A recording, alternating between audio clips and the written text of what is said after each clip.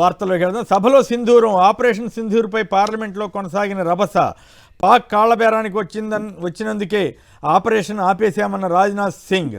పాక్ మళ్లీ తోక జాడిస్తే మళ్లీ సింధూర్ అని హెచ్చరించిన రక్షణ మంత్రి. పహల్గాం ఉగ్రదాడి మాస్టర్ మైండ్ హతం. అలాగే బీసీ కోటాపై ఢిల్లీకి 5, 6, 7 తేదీల్లో హస్తిన కేంద్రంగా కార్యాచరణ. ఎట్టి పరిస్థితుల్లోనూ ముందుకే అంటున్న తెలంగాణ క్యాబినెట్. అలాగే బీసీ బిల్లుపై నమస్తే తెలంగాణలో బీసీ బిల్లుపై కాంగ్రెస్ హ్యాండ్స్ అప్, చలో ఢిల్లీ అంటోందంటూ డోకా గ్యారంటీ అంటూ వీళ్ళు రాశారు. 42% కోటా బాధ్యత బీజేపీదే అన్న మంత్రి పొన్నం ప్రభాకర్ రెడ్డి. కాంగ్రెస్ బీజేపీ కమట ప్రేమ అంటూ మాజీ మంత్రి శ్రీనివాస్ గౌడ్ విమర్శించారు. అలాగే రేవంత్ సైడ్కు మీనాక్షి ఫీల్డ్ కంటూ తెలంగాణ కాంగ్రెస్ ఇన్ఛార్జి మీనాక్షి నటరాజన్ పాదయాత్ర చేయబోతున్నారట. దీని మర్మం ఏమిటో 31 నుంచి ఆగస్టు 6 వరకు చేస్తారటండి. ఏ రాష్ట్రంలోనూ లేని విధంగా కొత్త వరవడికి మీనాక్షి శ్రీకారం చుట్టారట. మరి తెలంగాణ కాంగ్రెస్ నేతలు రేవంత్ రెడ్డి గారు ఎట్లా రియాక్ట్ అవుతారో చూడాలి. వాళ్ళకి తెలియకుండా జరగదు కదా ఆవిడ కూడా. ఈ టీసీఎస్లో 12,000 ఉద్యోగాల కోత చాలా దారుణంగా ఉంది. మైక్రోసాఫ్ట్ ఆయన మన విచారం ప్రకటించారు 15,000 ఉద్యోగాలు కోత పడుతున్నందుకు. ఇవన్నీ ఏఐ ద్వారా వస్తున్నందుకు. సో దీన్ని కూడా దృష్టిలో ఉంచుకుని ప్రభుత్వాలు ఈ తగు విధాన నిర్ణయాలు చేసుకోగలిగితే మంచిది. లేకుంటే అంత మళ్ళీ అబద్ధాలు చెప్పినట్టుగాను ఇంకోటి రకంగానూ ఉండకుండా జాగ్రత్త పడాలి. నిలువెత్తు అబద్ధాలకు అసలైన వారసుడు లోకేష్. వాస్తవాలు రాస్తే తట్టుకోలేక అవాకులు చవాకులు. మీ తింగరి చర్యల కారణంగా ప్రభుత్వ స్కూళ్లలో అడ్మిషన్లు పడిపోయిన మాట వాస్తవం కాదా? లెక్చరర్లలో మిగులు ఎందుకు ప్రకటించినట్లు ఎక్స్ వేదికగా మండిపడిన వైఎస్ఆర్ కాంగ్రెస్. నా కుమారుణ్ణి అన్యాయంగా జైల్లో పెట్టారు, కనీస సదుపాయాలు కల్పించలేదు, టెర్రరిస్టును చూసినట్లు చూస్తున్నారు. రాజమహేంద్రవరం సెంట్రల్ జైలు వద్ద ఎంపీ మిథున్ రెడ్డి తల్లి కన్నీరు.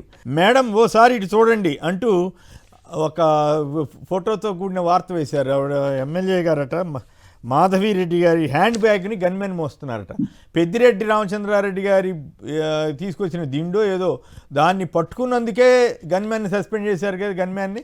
మరి ఇప్పుడు ఏం చేస్తారు? నేను కరుణాకర్ రెడ్డి గారు చాలా గట్టిగా ప్రశ్నించారు. మరి మీ ఎస్పీ గారు, చిత్తూరు ఎస్పీ గారి ఇంట్లో ఎంతమంది హోంగార్డులు, ఎంతమంది ఏఆర్ కానిస్టేబుల్ వీళ్ళంతా పనిచేస్తున్నారు, ఆర్డర్లీ వ్యవస్థ, వీటన్నిటి గురించి నిలదీశారు. కానీ ఏం సమాధానం అయితే వచ్చినట్లేదు. మరి ఇప్పుడు ఈ ఎమ్మెల్యే గారి దగ్గర పనిచేస్తున్న గన్మెన్ కూడా సస్పెండ్ చేస్తారా, ఏం చేస్తారో చూడాలి.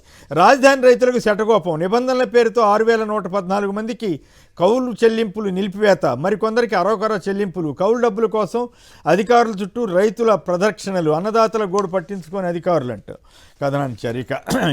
ఇక మనం కమింగ్ అప్లో పెట్టుకున్న వార్తలకు వెళ్దాం.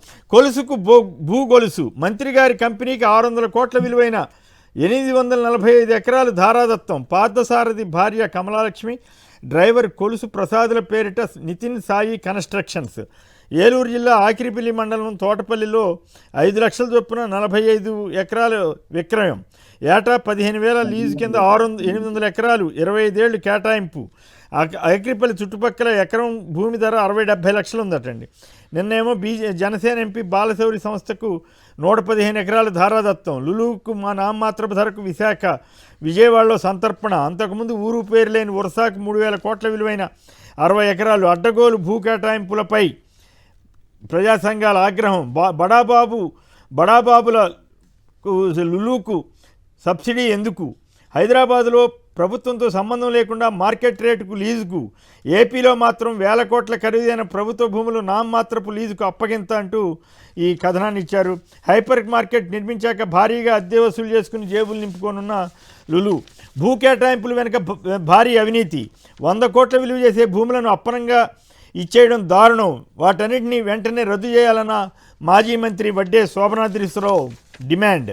సిబిఐతో దర్యాప్తు చేయించాలి. కూటమి ప్రభుత్వానికి లులుపై రోజు రోజుకు వ్యామోహం పెరుగుతోంది.